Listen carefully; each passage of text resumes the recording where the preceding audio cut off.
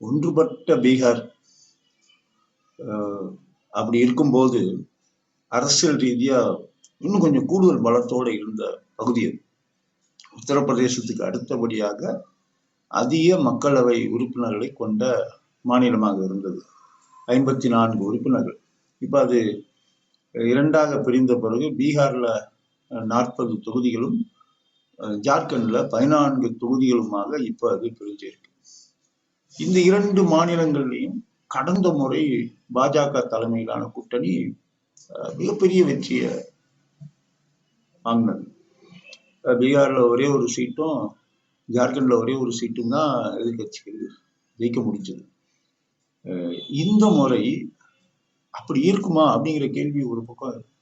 India கூட்டணி அதற்கேற்றவாறு தன்னுடைய உத்தியை செஞ்சிட்டு இருக்காங்களா அப்படிங்கிறது.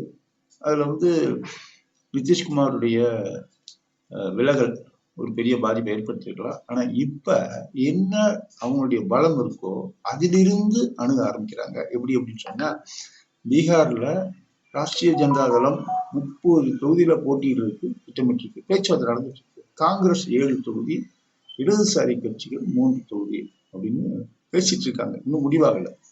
அது மாதிரி ஜார்க்கண்ட்ல ஜார்க்கண்ட் முக்தி மோர்ச்சாவும் காங்கிரஸும் தலா 6, ராஷ்டிரிய ஜனதா தளம் 1, இடதுசாரி கட்சிகள் 1 அப்படின்னு பேசிட்டு இருக்காங்க. ஜார்க்கண்ட்ல அந்த 6-6ங்கிறது 7-5 மாறலாம் அப்படின்னு கூட பேச்சுவார்த்தை நடந்திருக்கு. ஆனா இந்த பேச்சுவார்த்தைகள் முறையாக நடந்து முடிந்தால் பாரதிய ஜனதா கட்சி தலைமையிலான கூட்டணிக்கு ஒரு கடுமையான சவாலை இந்தியா கூட்டணி இந்த 2 மாநிலங்களையும் கண்டிப்பாக தரும் அப்படிங்கிறத தற்போதைய கள நிலவரம்.